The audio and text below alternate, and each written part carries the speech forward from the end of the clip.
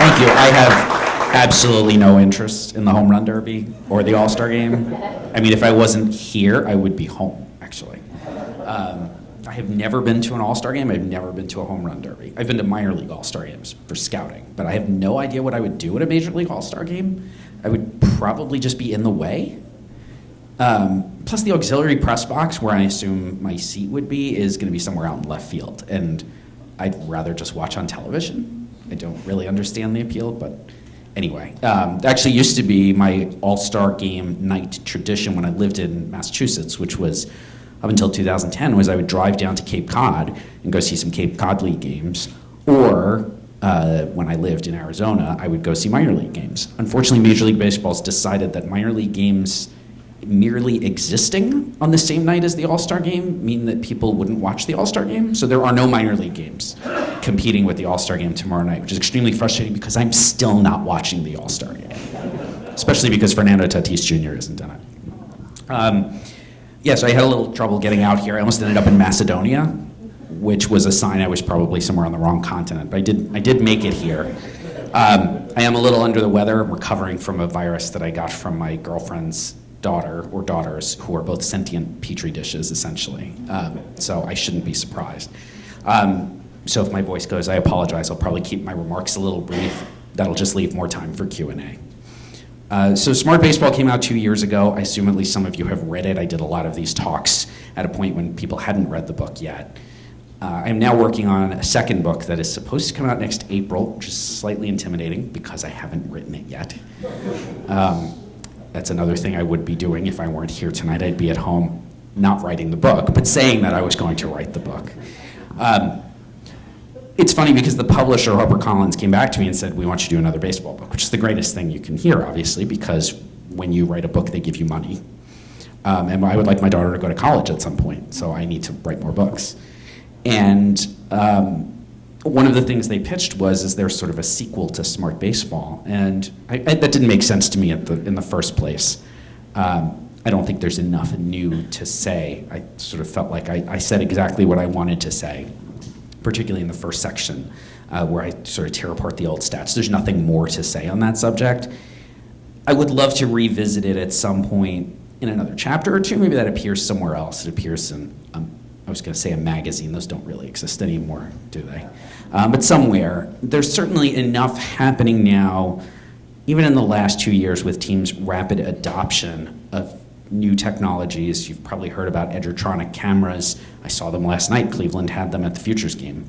They had multiple cameras set up behind the plate to be able to capture extreme high-speed video so they could do frame-by-frame analysis of hitter swings or pitcher deliveries. They have one of the nice things when you host an event like the Futures game, or if you host a high school all-star game like the Under Armour game in Chicago at Wrigley Field, or the Perfect Game All-American game, which is usually at Petco Park in San Diego, is you can turn on the TrackMan system and collect data on. It's particularly valuable, I think, for pitchers. I don't know that I'd find a lot of value in getting maybe 2 exit velocities off of a hitter, but if a pitcher comes in, throws 15 pitches, you're going to get some spin rates, and you'll probably start to get an idea, at least a baseline idea of that pitcher's talent level, at least in terms of ability to create spin. That stuff was just starting as I was writing Smart Baseball. It was 2016 when I wrote the book. And just in those last 3 years, every team now has an analytics department. That was not true while I was writing the book. Phillies and the Diamondbacks were the 2 holdouts on that front. Since then, the Astros have almost completely eliminated their scouting department. They essentially just scout off video and use devices like Edgertronic. They have a team of interns essentially who go around in the spring to see draft prospects and just film them for their high-speed video.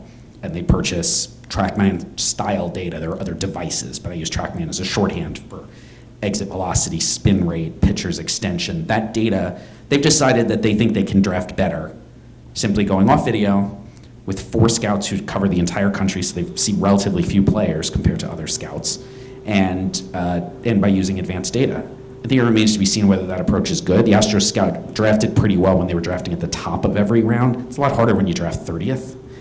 So we'll see if that works, but it is an interesting experiment, at least, that I think was largely unthinkable at the time when I wrote the book. I also know that there is at least a push within the industry now towards these wearable technologies that are still very proprietary, and teams are not terribly willing to talk about them yet, which would make writing about them somewhat difficult. But the idea of sleeves that pitchers can wear over their elbows, or gloves that hitters might wear while swinging a bat, even during batting practice, so that teams could gather an entirely different type of data than what they've been collecting before.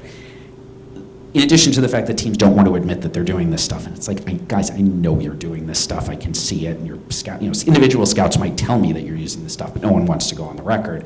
Is that no one knows what the data means yet. One of the advantages I had while writing Smart Baseball was that I was largely writing about things that had existed for long enough that we could talk about what they meant. The stats I'm talking about in the second section of the book have all existed for enough time, enough years, that we could start to talk about whether something is meaningful as a representation of a player's true talent. We don't have that yet on the advanced technologies. I'm sure we'll get there at some point, and particularly as people change teams or leave the industry, then new sources emerge and they'll talk more about the type of data they're working with from some of these new technologies. And that's kind of the thing I would love to be able to do. Again, maybe it's an addendum to the book, maybe it just exists in some other form, but I feel like what's in the book in Smart Baseball has at least stood up so far. There will come a point where I'll probably look and say, oh God, I can't believe I wrote that book, it's so bad. But right now, it's still holding up okay. The next book is actually going to go in a completely different direction. It's still baseball related, but I will be using examples from baseball history to explore cognitive biases and illusions. So those of you who are familiar with maybe Thinking Fast and Slow, which is actually, it turns out, is a very influential book in baseball front offices. And the Astros, the A's, the Cubs, most of their front office executives have read it. When people get hired into those organizations, they're encouraged to read that book and other books like that, just so they can potentially make better decisions and avoid some of the pitfalls that come from things like recency bias or base rate neglect, which are common concepts if you're familiar with cognitive psychology at all, but are things I think the average person has never really heard of. I had never heard of these things until I read the book about 6 years ago. I was scouting Tyler Kolek when I finished the book, which probably means nothing to you because Tyler Kolek turned out to be not very good. So my hope, at least, in this book is to be able to explain some of these concepts, which there are plenty of more academic texts like Thinking Fast and Slow that address these from, he writes like a professor. He's a Nobel Prize winning economist and he writes like one. And that's great. It's not a book I could recommend to anybody. And so my hope, at least, is to be able to take some examples from baseball history and stories from my own time, either within the Blue Jays front office or now the 13 years I've been covering the sport for ESPN, to take those stories and to try to explain some of these concepts in terms that a layperson can understand, that you won't require any economics or psychology background to be able to follow. The other thing I just thought I'd talk about a little bit is, I don't know if anybody watched the Futures game last night. That is literally the only thing I come to the All-Star game for. Last year, the Futures game was in DC, which is drivable for me, and I was literally trying to figure out if I could just drive in that morning and leave that night, which just seemed like the ultimate sort of baller move, right? I am literally only here for these 9 innings of baseball. It did not work out. There were way too many demands on my time, unfortunately. Did anybody watch it last night? Okay, good. I'm glad. I tell you, I think it's the best. I think MLB actually does a really terrible job of marketing the thing. You saw most of the best prospects in baseball, and I do my top 50, which I'm happy to answer some questions about. But I will, on Thursday, I'll have my updated list of the top 50 prospects in baseball. I say I'll answer some questions about it because it's also not done. But I know number prospects 1 and 2, Wander Franco and Mackenzie Gore, were both in the game last night. And one of the things I think was interesting about the game specifically is that it was utterly dominated by pitching. There was so much velocity in the game. That's not a shock, right? Everybody throws hard now. I'm kind of getting to the point where if I walk into a minor league park and the guy's not throwing 95, it's like, really? Which is bad. Yeah, I'm not that old, but I'm like turning into an old man. I remember when 95 used to mean something. Yeah. But really, how many guys yesterday, particularly right-handers, weren't throwing 95 plus? And you could see a lot of very talented hitters, high draft picks, guys with track records of performance in A-ball and in AA who just couldn't catch up to velocity last night. And it helps the pitchers, too, that they're coming in often for 1 inning. There were a few pitchers who were just in for 2 batters, and they knew they could air it out. But I do think this ties into something that's, I think, a part of a broader conversation around the sport now, which is that we're becoming, the Major League Baseball in particular, it's trickling down into the minors. It is such a 3 true outcomes game, particularly the 2 true outcomes of home runs and strikeouts. And I don't know what the actual solution is to this, but I think you could see that this problem is starting to, and I say it's a problem because I don't think it's the most commercially viable or aesthetically pleasing form of baseball, right? I like base running. I like great defense. I tweet every day about Fernando Tatis Jr., but yesterday I tweeted about this great defensive play he made at shortstop. You need balls hit into play to be able to have these great defensive plays. And we have been moving now for several years into this form of baseball where we have less of that. We have far fewer balls hit into play, which means we're going to get fewer great defensive plays. We have far less base running in general. It means we have fewer stolen bases. And that, I think, is probably not great long-term for the commercial health of the sport, which obviously I have a vested interest in. And you could see yesterday part of why that's happening. We've been almost too good at developing pitchers who throw really hard and who can really spin the heck out of at least one other pitch, whether it's a curveball or a slider. You saw some. You didn't see the spin rates necessarily, but you could see how they move. I think most people sort of know what a high spin rate breaking ball looks like, even though you might not think that's a high spin rate breaking ball. When you see it break, you know what that looks like. And we've become so much better, I think, at developing those guys and developing enough of them that we don't care when they break, which is a little bit of an ethical conundrum, but still, hey, if we got 10 guys who throw this hard, we don't have to worry if 3 of them never make it. Better at that than developing hitters who can consistently hit velocity, as opposed to the style that I think is not universal, but is becoming more common, where it is simply launch angle focused, velocity in, velocity out, hit it as hard as you can. If you make contact, it leaves the park, and if you don't, who cares? I make this point in the book a little bit too, I am not this anti-strikeout guy. I'm generally agnostic on whether strikeouts matter for hitters, but I will say I've been to plenty of games, even in the minors, where I walk out and say, hey, I got what I needed. I saw what I needed from the player, but was that a good baseball game? Did I actually, if I were a fan who had just come to see that, would I have said that I got a good experience for my dollar? Because I saw so few balls hit into play. I've seen D.V. Garcia, the Yankees prospect, who started the game yesterday, who I admit to also liking because he's not that much bigger than I am. I've seen him twice recently throw 2 starts for Double-A. In the first start, he threw 4 innings and struck out 11. And in the second, he threw 5 no-hit innings and struck out 10. So in both of those outings, he's not even throwing super hard, but he's that bit of a tangent, but just hitters have a very hard time picking the ball up out of his hand. But what that means is I didn't see a lot of action in the field while he was pitching. And that I could understand the sentiment. And I think at this point, and maybe I do show my age a little bit, as somebody whose formative years as a baseball fan were in the 1980s, when home runs were down, stolen bases were probably at their highest historically. I'd have to look to see if that's true, but I think it is. And balls were hit into play all the time. It was a more active game. There are things I wouldn't want to go back to, but I do think that would be a more appealing sport to retain fans we're bringing into the game, to maybe bring more fans into the game. And I did come out, even though I thought the Futures game was good. I got plenty of what I needed in terms of just seeing players. But I worry that was also kind of a symptom of a broader problem where we've become so good at identifying kids who can throw hard and then getting them to throw hard. And then we forget that, well, wait a minute, there's another side of this equation. And it may turn out that the sport as a whole is going to suffer a little bit from the fact that it is this high strikeout, high home run, and to a lesser degree, high walk sport that is probably not that thrilling to watch.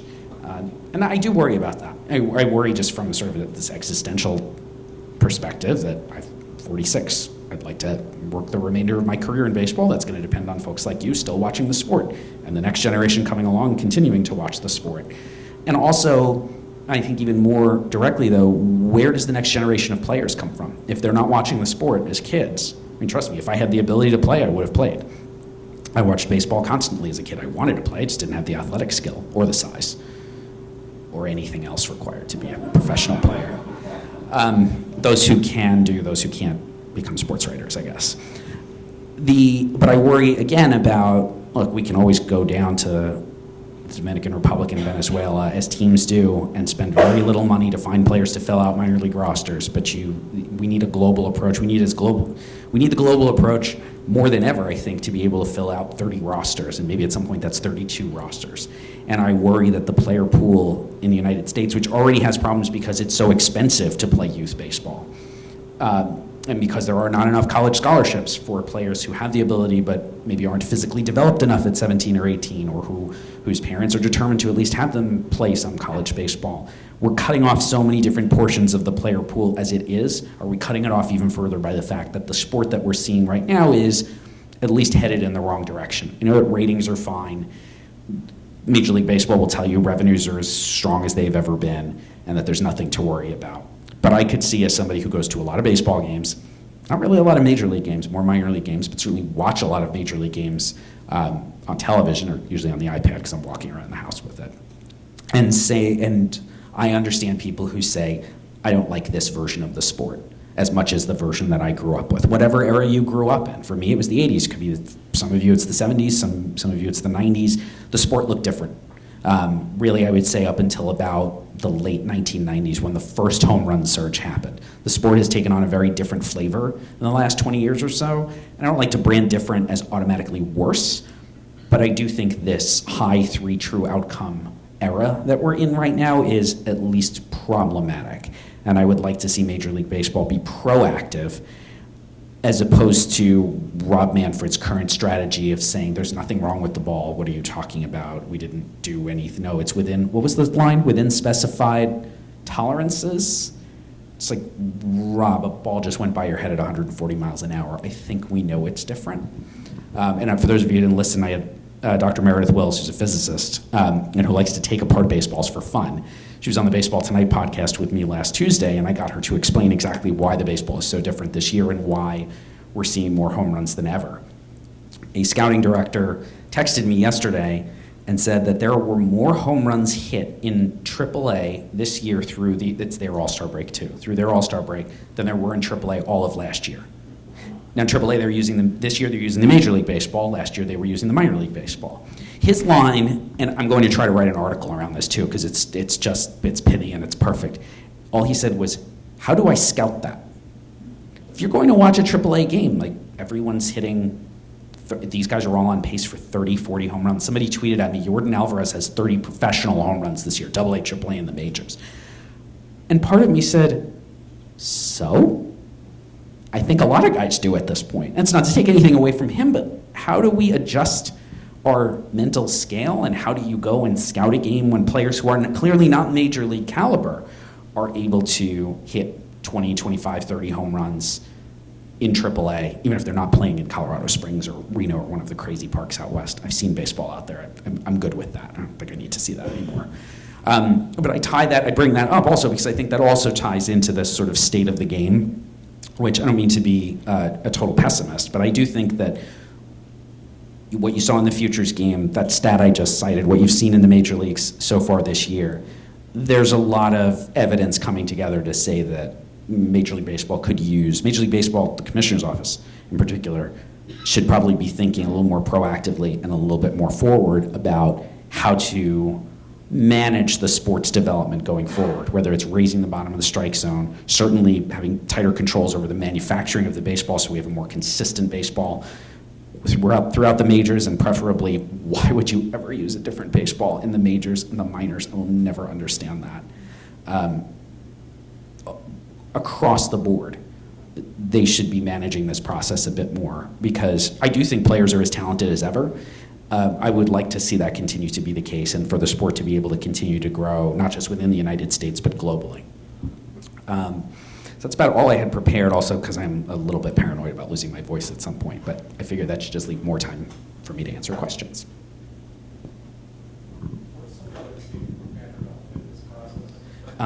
Like down here, right? Because about 5'7", yes. 5'7", 160, which is uncomfortable. I always joke, you can't look like Keith Law and be a major league player. It's not entirely true. He is a bit of a unicorn, right? Never strikes out. It is, I don't know if you saw him in the game yesterday, but it is a flat swing. That is going to be singles all day long. He's a big leaguer. He's going to make enough contact. If your strikeout rate is 10% or below, you're a big leaguer. And And he will probably hit and sort of empty 310 or 320 and play perfectly adequate defense at second base. And that's probably a big leaguer actually for a very long time, and people love the kid. He's a classic scrappy white guy. People love that guy. And he's a middle infielder. I mean, he couldn't fit the stereotype any better. So I do think he's a long-time big leaguer. But with that swing and that size, and I think this is what you're getting at too, what is the place for a player like that? Do you always wish you had someone better? Do you always look at him and say, he's a really nice player? How does he go that high in the draft? He was famous for a very long time. I'm convinced that's what it was. He was famous out of high school, and he did perform. He performed very well for Oregon State, which is a major program in a major conference. There is a comfort level in the draft. I've been in draft rooms too. I will never forget some of these conversations. It's, well, we've got track record. We've got history with that guy. Okay, but we didn't have a lot of history with Mike Trout. Nobody did. He was a 17-year-old high school senior from southern New Jersey. So far down in New Jersey that a friend of mine who had New Jersey as part of his area, he had New England, New York City, Long Island, and New Jersey. And he said when he drove from Western Massachusetts down to see Mike Trout, he was getting angry because he didn't realize you could drive that far south and still be in New Jersey. We really had very little, nobody had heard of Mike Trout till about 11 months before his draft. Now, a little different high school player versus college player too, but you have to have some risk tolerance in the draft. And I think that the White Sox, who generally have done a nice job with the rebuild, they've shown that a real risk aversion with their first-round picks in the draft, and generally have taken very sort of low-ceiling, high-performance college guys with multiple picks. I thought Madrigal should have gone 10, 15 picks lower. Which is not to say it was a bad pick, it's just not who I would have taken. So let me take you back to the prehistoric era, the 1960 and 70. Well, it's pre-me, so yes, that qualifies. I think that most people would concede that today's athlete, baseball player, is better conditioned, stronger, benefiting from weight training, nutrition, etc., than ever before.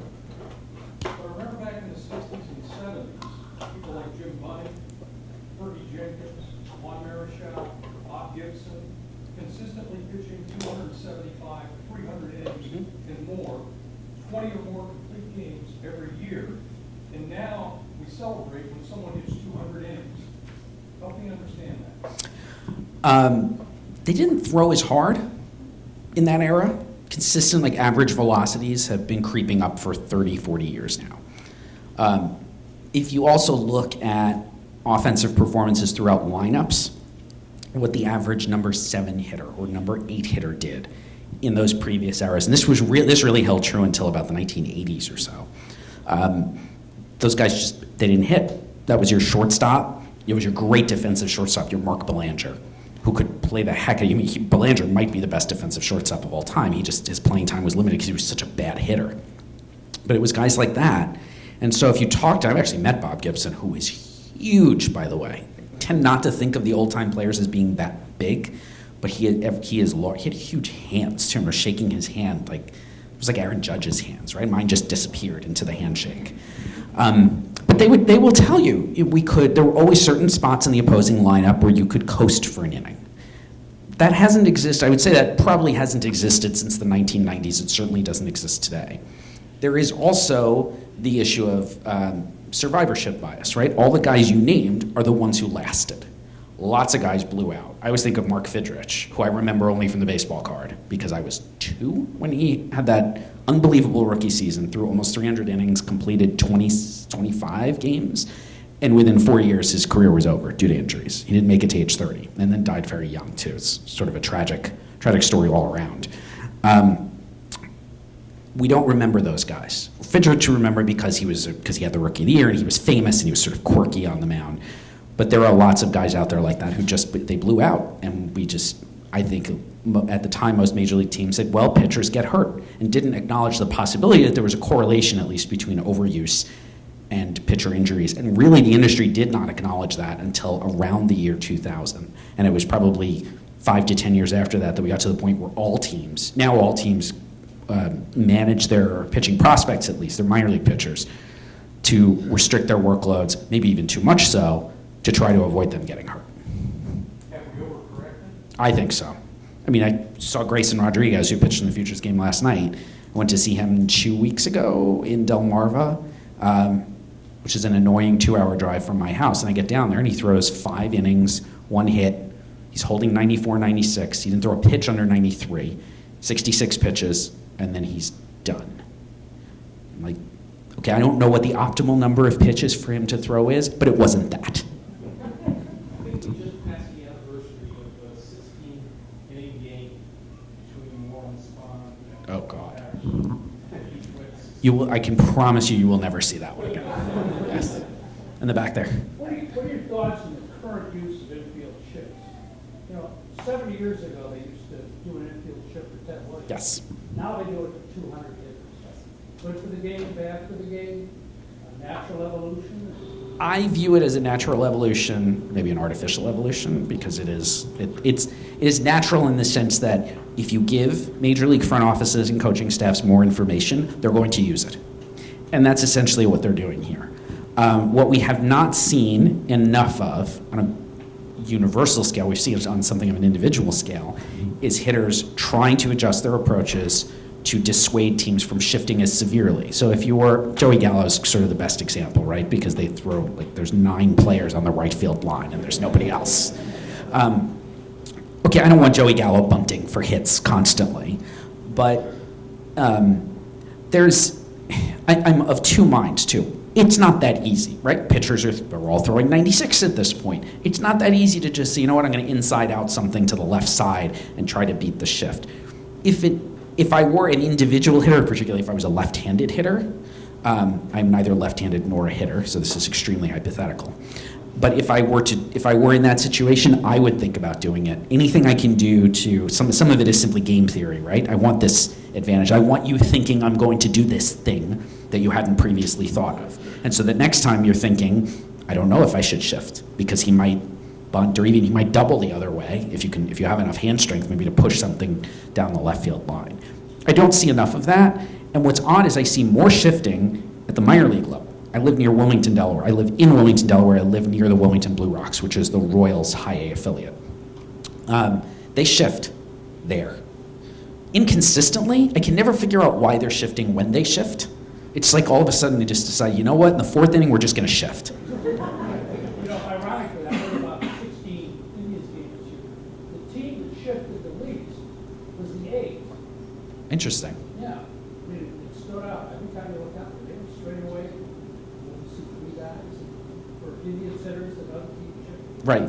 That's interesting. I don't know why that is. Because a couple of years ago, was the Astros, who were also considered a fairly analytically savvy team, were actually not shifting very often. They weren't at the bottom. I think the Rockies, who are not an analytically focused team at all, they were the least shifting team. But of course, if I played 81 home games in Coors Field, I'd just sort of throw my hands up, right? I don't know, just stand there somewhere. Yeah. So, short of hiring a Terminator, go back in time to the last one, is it possible to move forward away from the future outcomes? I think you need structural changes. I don't think you're going to have the sufficient players to change the sport. And because we are, when I say we, I'm talking now about my friends in the scouting community and folks like myself and Eric Longenhagen, Jim Callis, we cover the draft, we cover prospects. I see Nolan Gorman, I see Joey Gallo, and I'm, yes, absolutely. I will take that raw power. I will take the potential for 40 or 50 home runs a year. We will always be seduced by players like that. But I do think you can, again, make changes. Like the one I've pushed for about 2 years now is, for a while, the bottom of the strike zone had been creeping lower. I mean, this essentially gave Dallas Keuchel, and to a lesser extent Kyle Hendricks, careers. That they could just live at the bottom of the strike zone at a point where hitters can't hit that ball. The last year, at the bottom of the strike zone crept back up about a half an inch. It is amazing to me, the inconsistency, but of course this is because we have Angel Hernandez and C.B. Buckner behind the plate. Ball. That's a change you could make. That is absolutely a change you could make. And I think there are, and changing the baseball so that it is less, has less bounce essentially. And so it's not traveling as far. So that the surface is less smooth, so that the lace thickness is more consistent. These are structural changes that can make, that will change the way the game is played and then change the way we evaluate players. Back to that quote I had from the scouting director who texted me last night. We can evaluate players in normal environments with what we would consider an ordinary, like a historically average baseball. We're having a hard time figuring it out now, and I think the longer that this 3 true outcomes, high exit velocity, happy fun ball environment exists, I'm glad somebody got that joke, by the way. You have to be a certain age to know that Saturday Night Live reference. We're going to go after players who fit the current game, right? So Joey Gallo looks more valuable in this current environment. Joey Gallo would probably always be a valuable player, but 5 years ago, he's less so. And there was a player, Reese Hines was a top 50 pick in this year's draft, because somebody hoped he would be the next Joey Gallo. That player is less valuable if the nature of the sport at the major league level looks a little bit different. Yeah. So, I don't know if you've heard about the agreement the MLB and the Atlantic League made to have the Atlantic League enter the rules test and Yes. Well, that could be one thing we could definitely do to fix the game, but if you could give some recommendation to the Commissioner of Baseball for things to test that would make the game better for the successful, what would you recommend? Yeah, he hasn't asked me recently, unfortunately. He hasn't taken my calls in a while. Other than the ones I just suggested, like the problem is most of what they've suggested playing with in the Atlantic League, I think a lot of that stuff is just eyewash, there has not been a more brain dead idea than moving the mound further back. I think that was the proposal. All you're going to do is blow out 50 pitchers' arms because they're not used to that. The only one of all of those rules changes I agreed with, because they're obsessed with pace of play. I actually don't think pace of play is necessarily the problem. If a baseball game takes 3 hours and 10 minutes, but you're seeing balls hit into play constantly and there's guys running all over the place and there's great defensive plays, you're going to leave and say, I am entertained. That's all you wanted. Most fans, what they wanted at a baseball game is to be entertained. If you go and you see 18 strikeouts, 2 home runs, and the final score was 3-0, maybe you're not entertained. The pace of play obsession, I think, is a total canard. I don't know why they're so obsessed with it. It has been Manfred's main thing since he got the job as commissioner. The only one of those I did agree with was the idea of requiring a reliever to face more than one batter. I do think that will actually have a tangible effect on, I don't know if it'll really affect game length, but it will affect game watchability. Because 2 or 3 pitching changes in an inning is excruciating. It is the number one reason why I bring a book to baseball games. Yeah. I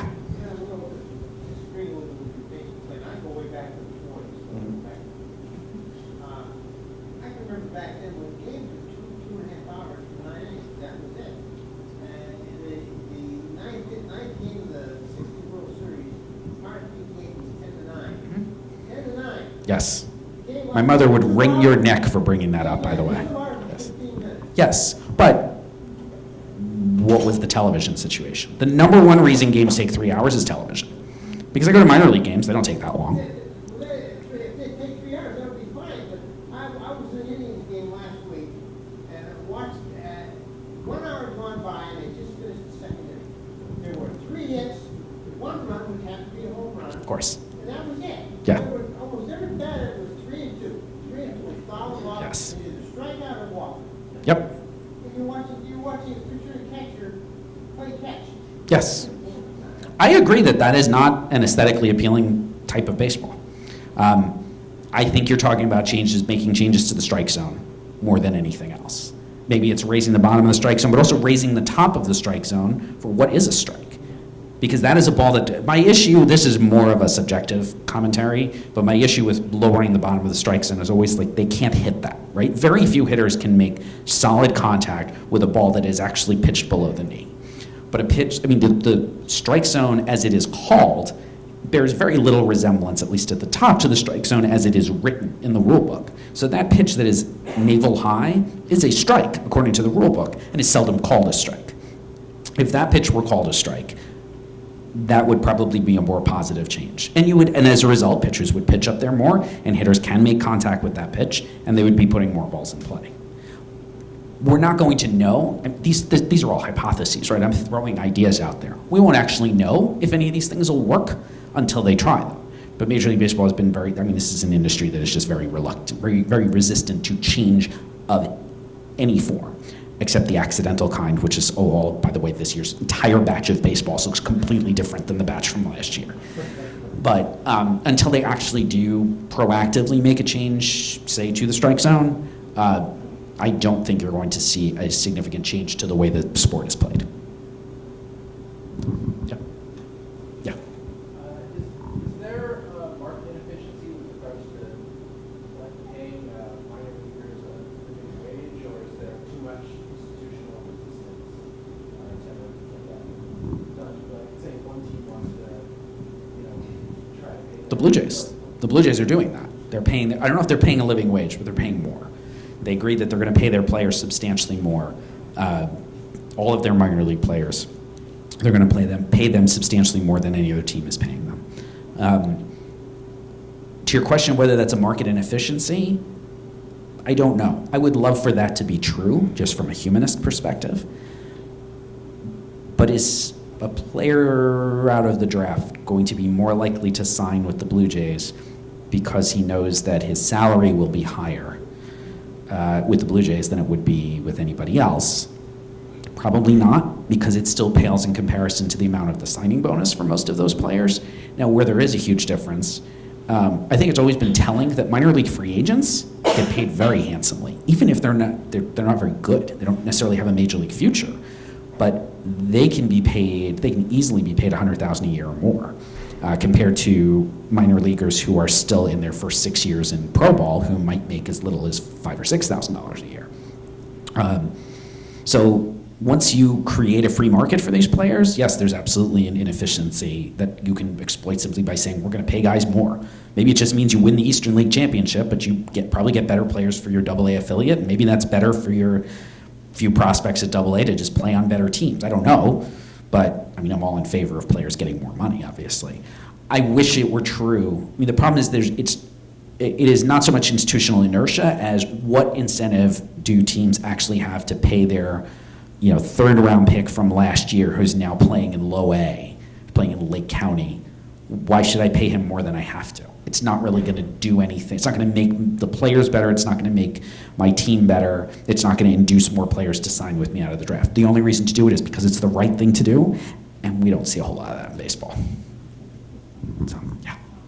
Could you say to, for example, markets out of Cleveland competing with New York, big markets, what would you say to anything, recommendations, any thoughts on that? Well, you build through the farm system. I mean, baseball's current system is really not very favorable to players because of the length of years of control that teams have of players from when they draft them to when they eventually get to free agency.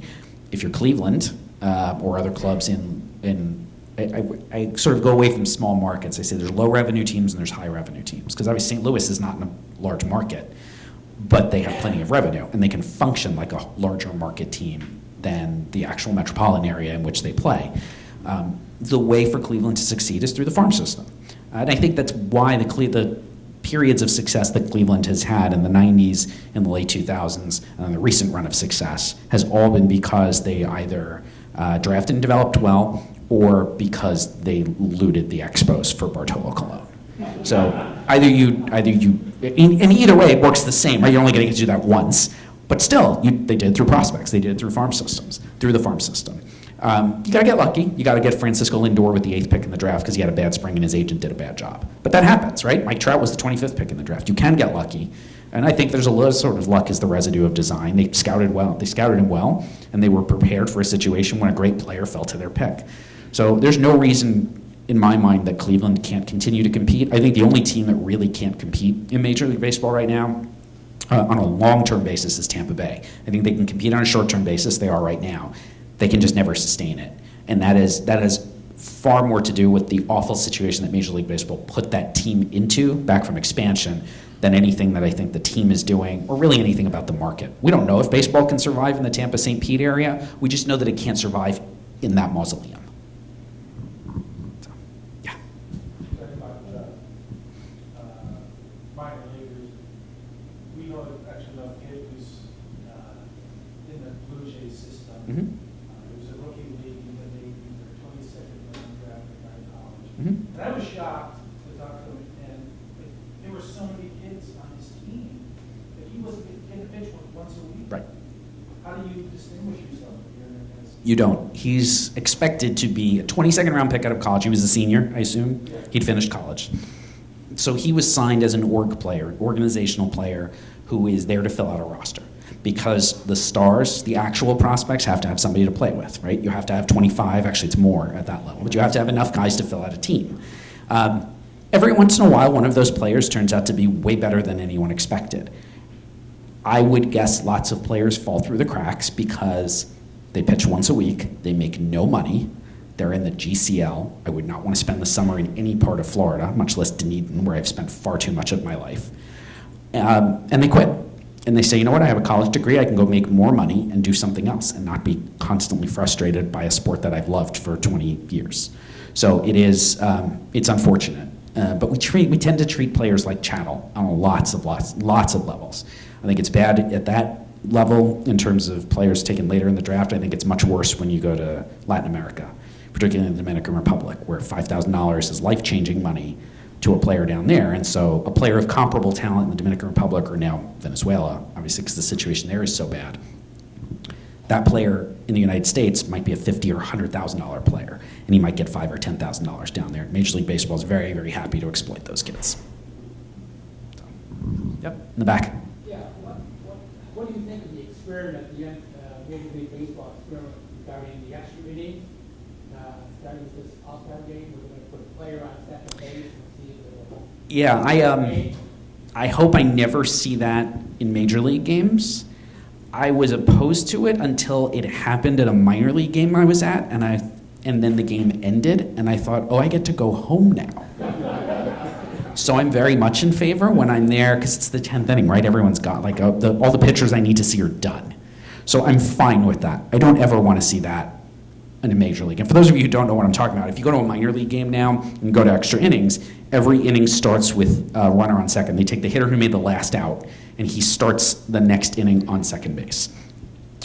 It's weird, and it was extremely confusing to me the first time I saw it, because I thought I had just blacked out, right? Somebody just doubled, and I completely missed it. I'm not saying this happens, but yes, then Micker Adolfo, White Sox prospect, 2 pitches later, homered. And I was like, oh, I get to go home now, which is probably a good thing, because 10 innings is, I don't get paid extra for extra innings. So as far as I'm concerned, once we're through 9 innings, I've done my work. I've seen what I need to see, and I can go home now. Yeah. So it seems like the biggest discrepancy between people liking the style of baseball versus not liking it comes from the fact that most people are used to the different style of baseball, which mentioned from the 80s and 70s. But for the MLB, who is like very vocally trying to market itself to younger people, like myself, who were born in the 90s, do you think it's more likely that they would actually try to, for lack of a better word, regress to an older style of baseball and promote a more based style? If you look at who they're trying to promote, maybe like through social media, which is, if you ask Major League Baseball, they feel like that is their primary outlet at this point. They're promoting a broad mix of players, and they're promoting great defensive plays and great base running as much as they're promoting strikeouts and towering home runs. So they may actually argue that they don't think there's enough of a problem, because you can skim off the top and find plenty of great defensive plays to highlight as well. So I think there's some acknowledgement there that they want a diverse group of skill sets, diverse players with diverse skill sets. I mean, personally, I'd like to see more Lindors and more Trouts. Well, Trout is, there's not another Trout, but players like him who are two-way players who can wow us on both sides of the ball. That's why I keep talking up Tatis Jr., because he might be the best pure base runner in the sport right now, and he's an elite defensive shortstop. I want to see more of that. And Major League Baseball does seem to recognize that fans enjoy seeing that. So I think if you said that to them, they would say, well, no, we don't think we're regressing, but we want to include all types of players. And that would be more of a rules tweak, or like I said, an alteration maybe to the strike zone to just create more balls in play. But again, that's my hypothesis too. I'm saying this is an idea. We don't know until they change the strike zone. We don't know what's going to happen. Maybe there's lots of balls hit into play and nobody fields them. And suddenly we've got like arena football out there. I mean, I'm hoping I'm wrong, but that is entirely possible. Over there. You had mentioned the cost of entry of playing, for young players and everything is, if you're trying to recruit the best players from you want as broad a pool as possible to be able to hit these fast pitches and then kind of bring the best forward. What are ways to change that or address it? I know, like, we have friends of ours, and they've got a very talented son, and I just look at the amount of money that costs them for him to be at that level, and I'm terrified because I have 2 sons. But, you know, if you want to try and get the best players available from the pools that you have, how can you get players who are the best and not just the ones you can afford to play? Yeah, there are a lot of different proposals out there. My personal favorite actually comes from Scott Boras, who, he said this publicly, I think, too. But I remember him calling me out of the blue maybe 5 or 6 years ago. I promise this is not a humble brag, but it was just one of those, like, you know, you look at your phone and you go, what? Did he just butt dial me or something? This is not, right? Or is he going to yell at me, right? That's always possible. But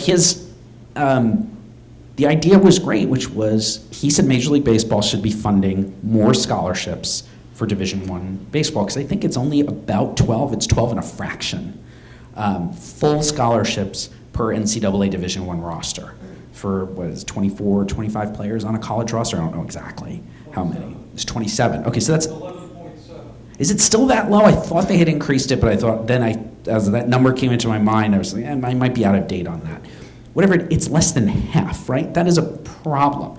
I've also argued then Major League Baseball could go to the NCAA and say, we'll fund 5 more scholarships per team. That's a rounding error for Major League Baseball. Rob Manfred has that money in the cushions of his office. And then they could go to the NCAA and say, but we want mandatory pitch counts. And you don't get to throw Anthony Kay 100 pitches in the first game of the AAC tournament and then bring him back for a 3-inning relief appearance 3 days later so that he fails his post-draft physical and has to have Tommy John surgery.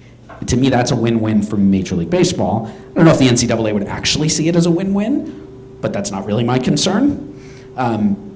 I would love to see that, because I think, and I'm absolutely borrowing this from Boras too. I don't want to pitch this as my idea, but his concept was, and he particularly brought this up for athletes who came from underprivileged backgrounds or athletes of color, saying if more parents saw baseball as a viable path to a college education, more parents would encourage their kids to play baseball. But his feeling, obviously he's talking to a lot of parents, is that parents see football and basketball as better options. Now, there's, obviously in basketball, there are certain restrictions, right? You gotta be 8 feet tall to play basketball.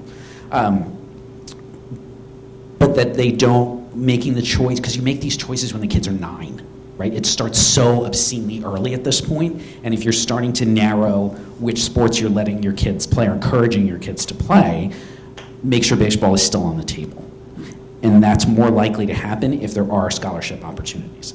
I'm also a huge fan of the junior college system. College is not for everybody. I mean, I've always thought it was sort of like, I'm pretty privileged in my own background, so college was simply assumed. 4-year college was simply assumed, but 2-year colleges are great for lots of people for lots of different reasons, and plenty of good big leaguers have come out of the junior college system. And it's an opportunity to potentially get drafted after your senior year of high school, after your first year of junior college, after your second year of junior college, and if you still don't like what's happened, you can maybe go to a 4-year school then, play another year, and get drafted again. Roy Oswald, I don't know if he's the best ever to come out of a junior college, but he's pretty close, right? Guy was like a Hall of Very Good candidate, came out of a junior college. We don't do a great job. Major League Baseball used to have a system where they would actually encourage kids through the draft and follow system, encourage kids to go to junior college.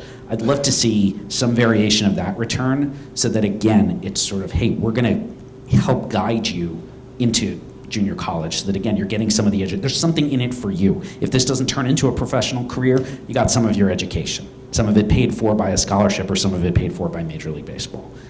I think that would go a long way to making this, our sport, at least the United States, especially at the college level, it's pretty white. And it's not a coincidence. It's very rare that I see a college outside of one of the HBCUs that I go see a college team and there are more than 2 or 3 players of color on the roster.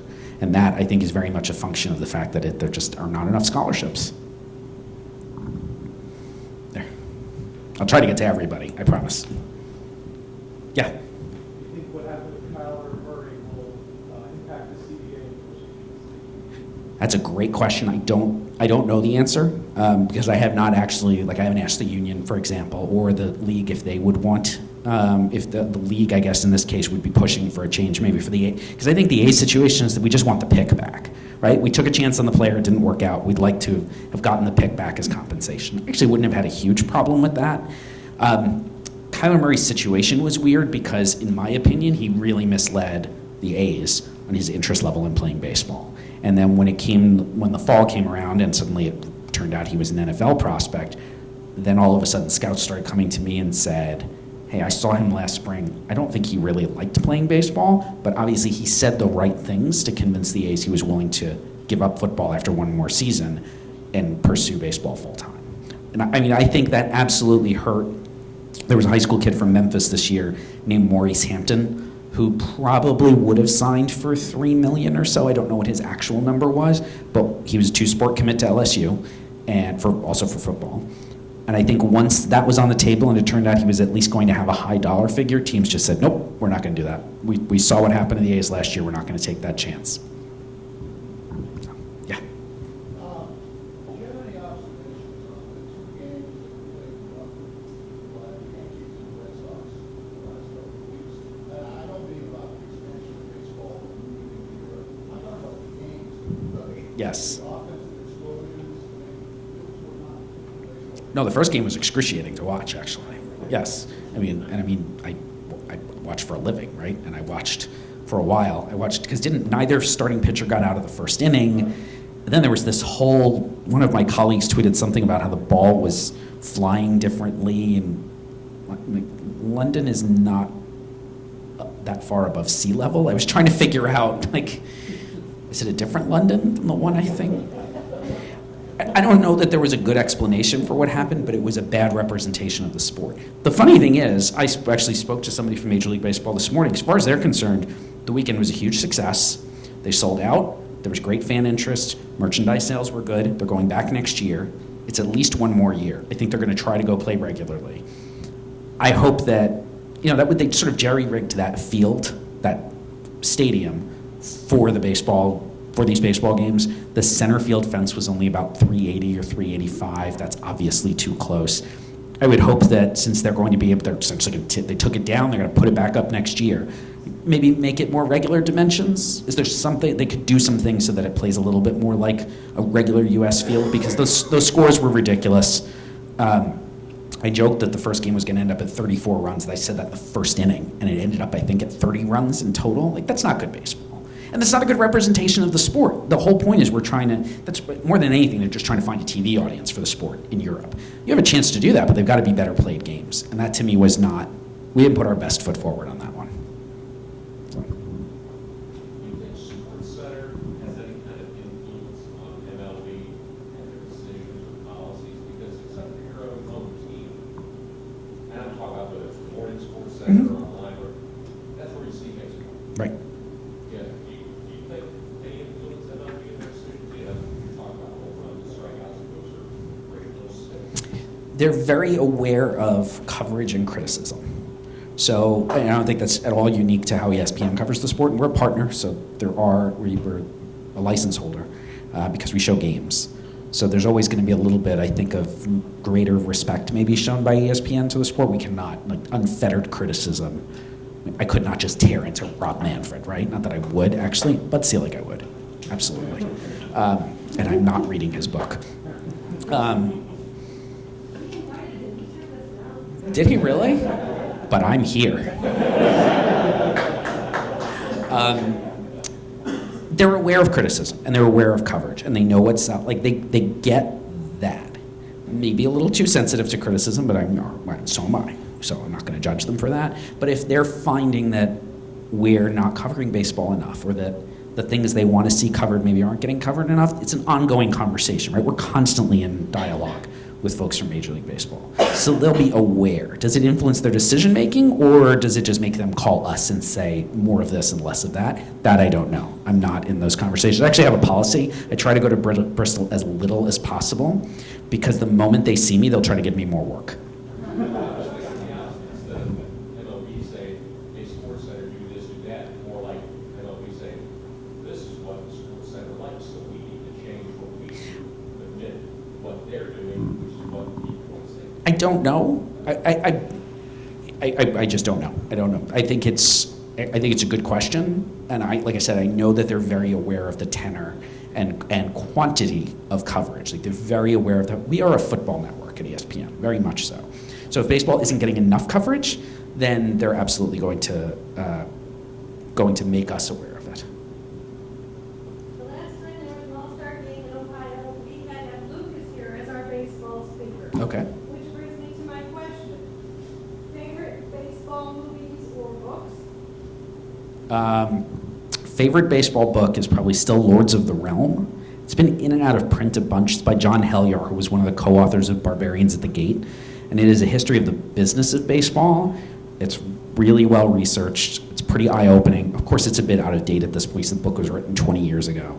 But if you want to see just how corrupt baseball has been as an industry, was for the first 100 years of its history, it's really, really great, really well done. I think most baseball movies are terrible. Anyone seen Trouble with the Curve? That might be the worst I've ever seen. It particularly offended me as someone, I'm not a scout, but I scout as part of my job, and that is not any part of what we do at all.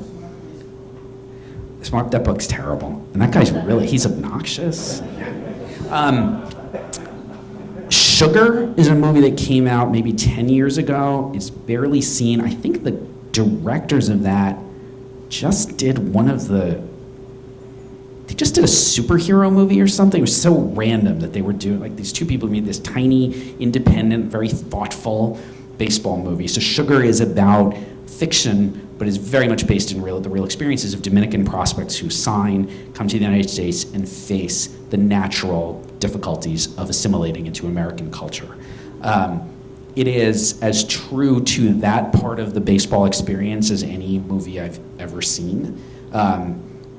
And I think as someone who advocates for better treatment of minor league players, including better pay, if you watch that and understand that it is very much based on the real experiences of real players, especially those coming out of the United States, you'll understand, again, from just a humanist perspective, why it's very much worth, why we should really be considering treating these players better and paying them more. And it's a movie very, very few people have seen. Got very little theatrical run.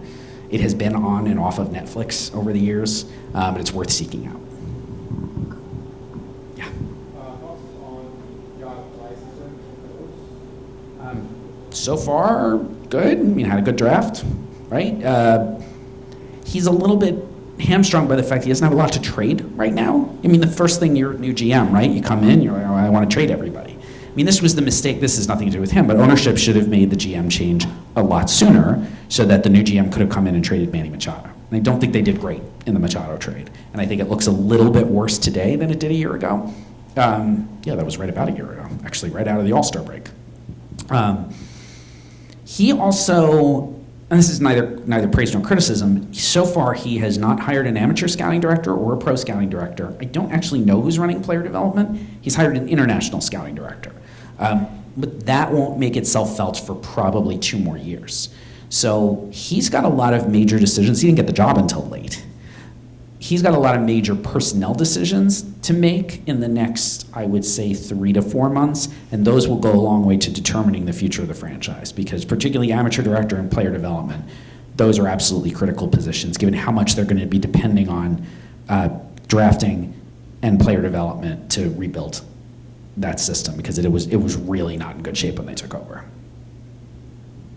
So, yeah. So there are rules and a clear risk of doing PEDs. There are rules against pitchers having 7 different types of substances on their caps or jerseys or bodies. Increased spin rate and nobody gets caught. Is it more or less common in the minor leagues, and why does all Major League Baseball and minor leagues seem to not care? About which foreign substances you're talking about? Yeah. I've never seen a pitcher get tossed from a game for that. I don't know if it's happening at the minor league level. Years ago, right? I've never been at a game where I saw a pitcher get called out for it. My understanding is that major league players, major league pitchers, since the ball started to change 2.5 years ago, that Major League Baseball's turned a bit of a blind eye because pitchers have argued we need something to be able to grip the ball properly, otherwise it's just going to sail all over the place. Which to me, it's like, well, just fix the ball, stupid. Like, really? Do we have to? I mean, that should have been clue number one, but obviously they're not thinking that way. Whether that's happening at the minor league level, I don't know. This could totally be my own inattention blindness too, because right, I'm there with the radar gun and the notebook and the stopwatch and probably checking Twitter at the same time also. And like, if the guy has stuff on his cap or whatever, I mean, literally, you could sit next to me and just see him just like spit all over the ball, and I'd be like, huh? So, anyone else? Yeah. MLB sometimes seems to warrant itself how it watches the game between letting kids play and then the veterans enforcing unwritten rules. How do you see that best resolving for trying to lure in a new generation of fans? Yeah, I think it's a good question. I don't have a particularly good answer to it because I think that culture war is not going away anytime soon, that there is so much of it's a bit of a hazing culture within baseball, and I don't mean that in that sort of, particularly almost criminal sense of the term hazing, but it's sort of like, I paid my dues, you can pay your dues too. I shut up for the first 5 years of my career, you can shut up too. Now there's obviously plenty of players who are vocal, Alex Bregman being sort of one of my favorite examples, but he's a bit of an exception, I think. And he's also a college-educated white American kid, where that same player who signed out of the Dominican or Venezuela may not feel quite so empowered to be vocal, unfortunately. I would like to see Major League Baseball be able to, or the union, to be more proactive in encouraging that kind of diversity and making sure that the fun police aren't quite so active, but it would be very hard for them to do that also. I respect your point about the let the kids play and then, oh yeah, but we're gonna hold them down 3 weeks at the beginning of every year to manipulate their service time. So baseball's got, sometimes the left hand doesn't know what the right hand is doing when it comes to the front office. One more, and then we're gonna close the road. Okay. Any thoughts on the future of ESPN giving the proliferation of streaming and consumers having a lot more choices for what channels they buy? My understanding is that because we now have the ESPN Plus app, which was a long time in coming, look, I just work here, right? But they tell me everything's great, that my numbers are up and that streaming numbers are really high. Like, more people are reading my articles than ever before, because if you have an ESPN Plus subscription, you get access to my articles. And if you go into the app and you say, hey, the Orioles are my favorite team, well, you would go in and it would say, oh, here's Keith Law's write-up of the Orioles draft class. So, they could be snowing me. I don't actually know, and I don't get all the details, but they tell me things I like to hear. So, I mean, it could be worse, right? They could set my contracts up after the year and they could say, we're not bringing you back because nobody's reading anymore. So they're not saying that. So I think things are going well. So, well, I'll try to still answer some of your questions as we go into the next room, but I guess that's it for now. Thank you all for coming.